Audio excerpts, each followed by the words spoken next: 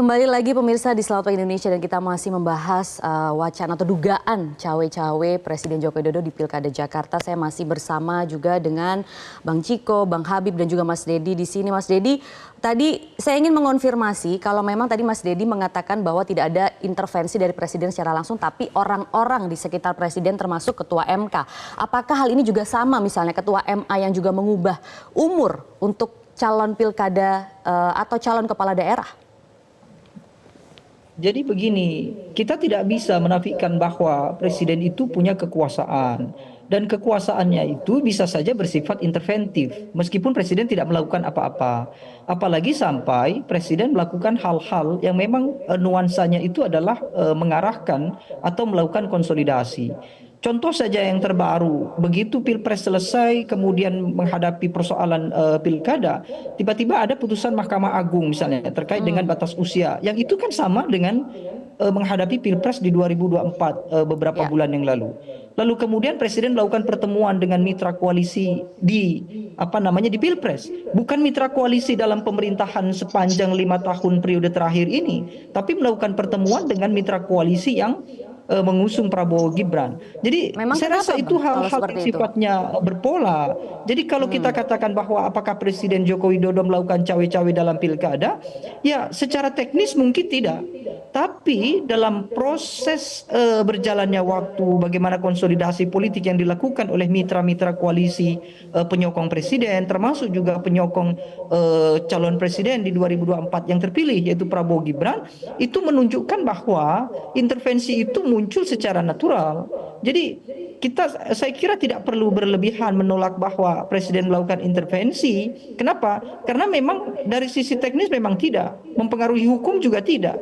Tapi dari proses politiknya besar kemungkinan kekuasaan itu membuat pola-pola yang kita bisa baca sebagai replikasi di Pilpres 2024 yang lalu. Oke, Itu saya kira kan termasuk untuk sederhana putusan saja cara MA membaca. juga ya, yang sekarang ini untuk calon kepala daerah begitu ya? Ada campur tangan presiden meskipun secara tidak langsung. Bagian dari pola yang saya anggap tadi, bahwa apapun yang terjadi di Mahkamah Agung dengan melakukan revisi terkait batas usia calon gubernur dan wakil calon gubernur, itu saya kira bagian dari pengaruh kekuasaan presiden. Kita bisa bayangkan kalau misalnya Joko Widodo itu bukan presiden, apakah kemudian ada kemudahan akses politik terhadap Kaisang ataupun terhadap Gibran? Kan belum tentu juga. Kita bisa cek juga misalnya bagaimana korelasi kekuasaan Joko Widodo terhadap proses politik Kaisang. Kaisang dipilih sebagai ketua umum PSI, lalu kita menyaksikan bagaimana Raja Juli Antoni dengan Grace Natali mendapatkan posisi di lingkaran kekuasaan. Itu kan tidak bisa kita nafikan bahwa tidak ada intervensi presiden. Tetapi kalau kemudian kita mencari intervensi presiden secara langsung dalam proses politik dan hukum, ya memang tidak akan pernah ketemu, kan kira-kira begitu. Baik.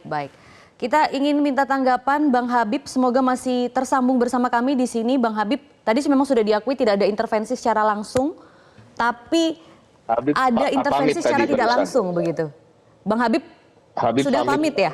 Pamit dia waktu break, dia mau mimpin rapat. Sayang sekali sudah terputus dengan Bang Habib. Kalau begitu Bang Ciko mungkin boleh ditanggapi, apakah memang intervensi itu terasa meskipun secara tidak langsung atau memang ada arahan-arahan sebenarnya dari presiden? Tadi kan sebenarnya di awal saya sudah sampaikan, secara global kita harus akui memang ada intervensi dan terkait dengan, dan itu dibuktikan dengan dissenting opinion dari berbagai hakim. Bahkan hakim nih, ada 2 hakim yang tidak termasuk dalam yang menyampaikan dissenting opinion juga mengatakan bahwa memang betul ada cawe-cawe presiden, namun memang tidak diatur di dalam hukum positif di Indonesia sehingga cawe-cawe itu tidak dianggap melanggar hukum. Tetapi pada prinsipnya ini hal yang memang kasat mata kok, bukan hal yang tidak terlihat dan tidak terasa gitu.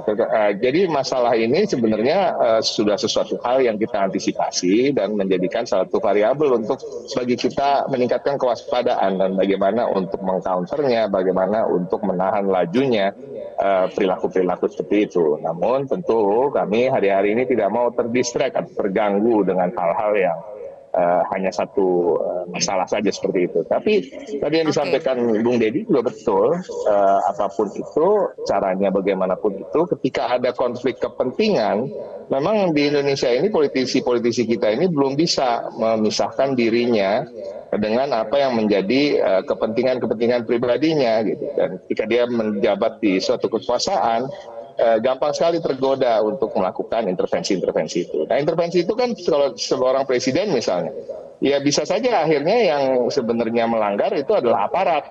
Tapi aparat itu bagaimana dia bergerak kan gitu. Aparat ini kan bisa bergerak ketika pimpinannya melihat arah dukungan politik presiden. Gitu. Kadang-kadang presiden nggak perlu ngomong gitu, tetapi cukup memberikan kode-kode dalam tanda kutip kan itu kan juga intervensi karena presiden memiliki kekuasaan yang sangat besar di Indonesia ini karena kita mengandung sistem presidensial, dia bisa mengganti orang, dia bisa menersangkakan orang gitu, dan lain-lain dengan cara-caranya dia sendiri yang memang sulit untuk dibuktikan secara hukum, tetapi kita bisa rasakan dan kita bisa lihat.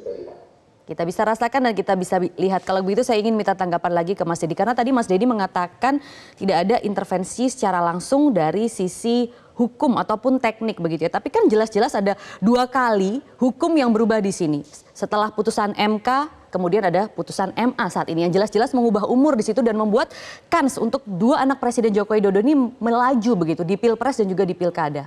Nah jadi bagaimana kalau publik tidak berpikir ke arah sana?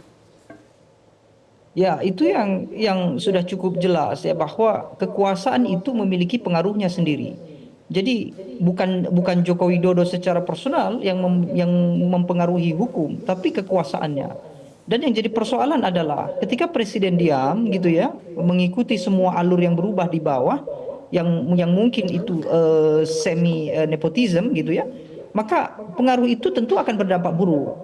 Kalau betul bahwa presiden tidak melakukan intervensi, seharusnya dia justru mempertahankan konstitusinya. Misalnya bagaimana terkait dengan putusan MK, termasuk putusan MA yang menyusul begitu ya, terkait dengan pilkada. Presiden bisa saja melakukan intervensi untuk mempertahankan supaya presiden tidak tertuduh sebagai orang yang mendapatkan imbas atau orang yang mendapatkan dampak terkait dengan keputusan-keputusan hukum itu. Jadi mau sampai kapan kita berdebat dalam urusan-urusan yang sifatnya itu adalah teknis, tentu tidak akan selesai. Yang jadi persoalan kan sekarang adalah substansinya. Bagaimana mungkin Gibran Rakabuming Raka misalnya sudah selesai dan lolos di bursa capres cawapres, lalu kemudian sekarang di pilkada nanti akan muncul Kaisang. Memang secara politik tidak masalah. Bahkan tadi sudah disinggung oleh Bung Habibur Rahman misalnya. Tidak ada persoalan kalaupun Kaisang itu maju atau tidak. Karena faktanya per hari ini gitu ya, usianya dia memang sudah bisa lolos dengan keputusan MA tadi. Dan dari sisi struktur partai politik juga memungkinkan untuk membangun koalisi dan itu mendukung Kaisang. Sekali lagi ketika koalisi itu terbentuk juga tidak akan melihat Kaisang secara personal, tapi melihat siapa di balik atau di belakang Kaisang itu. Kan pasti akan kembali lagi ke Presiden Joko Widodo, tidak mungkin tidak gitu. Jelajahi cara baru mendapatkan informasi. Download Metro TV Extend sekarang.